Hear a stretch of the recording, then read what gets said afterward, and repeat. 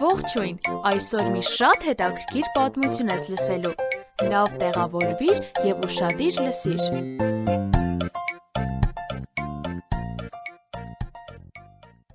Մի մարդը 400-ի դեմ համարձակվել էր ճշմարտությունն ասել։ Աքաբ թագավոր, Աստված չի ուզում, որ այս պատերազմը տեղի ունենա, եթե չլսես նրան, կվտանգես կյանքդ։ Լսեցիք դա, նա ինձ իմ մավան դատավճիռն է տալիս, նրան բանտ նետեք, հիմա։ Աքաբ թագավորը չէր ուզում հնազանդվել Աստծուն, նա իր մտքում դրել էր հարձակում Ռամովսի վրա, ով որ չի հնազանդվում Աստծուն, վտանգի տակ է դնում իր կյանքը։ Աքաբի լրտեսները գաղտնալսել էին թշնամու պատերազմական ծրագիրը։ Թշնամի զորքին հրաման է տրված, որ երբ Աքաբի եւ իր զորքի դեմ կռվեք, դեպի զինվորները կրակ չբացեք, այլ թագավորի։ Բայց Աքաբը խելացի էր։ Հովսափատ արքա, ես կկերպարանափոխվեմ, բայց դու քո թագավորական հանդերձով մնա եւ միասին կգնանք կռվի։ Հովսափատ արքան այդպես էլ արեց։ Նա դեռևս ոչինչ չէր հասկացել։ Ինչու նա չհնազանդվեց Աստծուն։ Նա որոշումները միշտ Աստծո օգնությամբ էր կայացնում։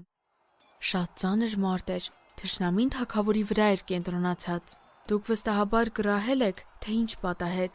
Երբ թշնամին Հովսափատ թագավորին տեսավ թագավորական հանդերձներով, մտածեց, որ դա Աքաբ թագավորն է, եւ նա թշնամու համար դարձավ որպես նշանակետ։ Հովսափատն աղաղակում էր իր կյանքի համար։ Հիմա նա ճշմարտությունն արդեն հասկացավ, ով որ չի հնազանդվում Աստծուն, վտանգում է իր կյանքը։ Հովսափատն իր վերջին շնչում էր, բայց Աստված ստիպեց թշնամուն, որ դադարեն կրակել նրա վրա։ Զինվորներից մեկը ձգեց իր աղեղը եւ պատահաբար հարվածեց ու վիրավորեց Աքաբ թագավորին։ Մայրամուտին նա մահացավ։ Նա կորցրեց իր կյանքը, քանի որ երբեք չէր հնազանդվում Աստծուն։ Իսկ Հովսափատը խելքի եկավ։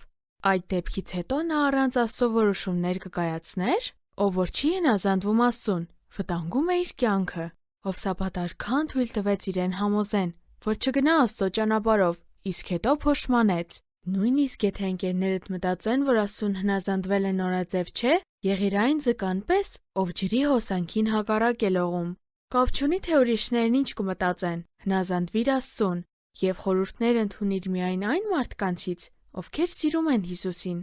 Ով որ չի հնազանդվում Աստծուն, վտանգում է իր կյանքը։ Իրական ուրախություն է, երբ հնազանդվում եմ Աստծուն, քանի որ նա միայն լավագույնն է ուզում ինձ համար։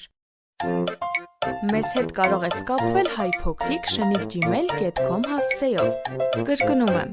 HAYPOQRIK@gmail.com